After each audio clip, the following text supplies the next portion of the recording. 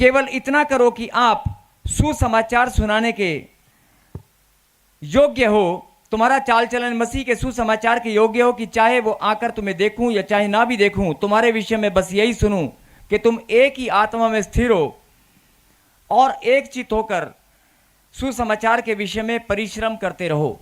एक चित्त होकर, एक मन होकर सुसमाचार के विषय में परिश्रम करते रहो। और ध्यान से सुनना, यह परमेश्वर की इच्छा है। बोला आमीन। आप होता क्या है, होता है कि जब प्रॉब्लम आती है तो आप, अगर बीमारी आ गई तो आप डॉक्टर के पास भागते हैं। अगर कोई समस्या आ गई तो सबसे पहले आप डॉक्टर के पास भागते हैं। दर्द होता है तो आप दवाई उठाते हैं। अगर कोई टेंशन होती है तो किसी को फोन लगाते हैं।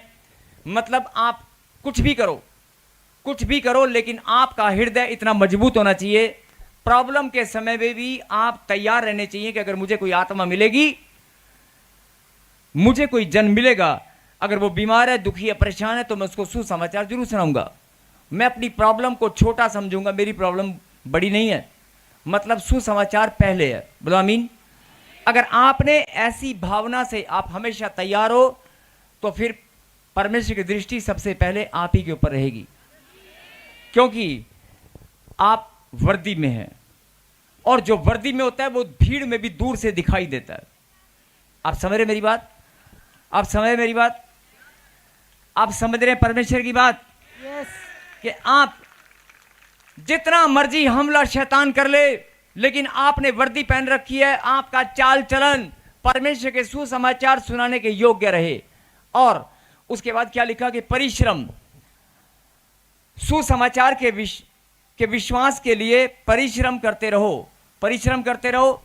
और आप जानते हैं प्रभु ने एक वायदा किया है, तुम्हारा परिश्रम मसीह में व्यर्थ नहीं है। कितनों को यह वचन मालूम है? तुम्हारा परिश्रम, तुम्हारा मसीह में किया गया परिश्रम व्यर्थ नहीं है। अगर तुमने एक ताली भी बजाई है उसका भी प्रतिफल है। अगर एक हालेलुया का नारा भी लगाया है उसका भी प्रतिफल आपको मिलने वाला है।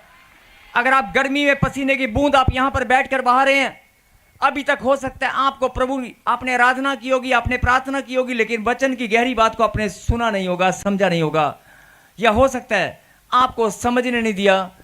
हो सकता है आप अपनी प्रॉब्लम को अपने दिमाग में लेकर आप अपने आप को कमजोर महसूस कर रहे हैं। लेकिन परमेश्वर आपको यही बात बताना चाहते हैं कि मेरी बेटी, मेरे बेटे, सुसमाचार सुना या मत सुना, सुना या ना सुना, लेकिन तेरा मन, तेरा हृदय हमेशा वर्दी पहनकर तैयार होना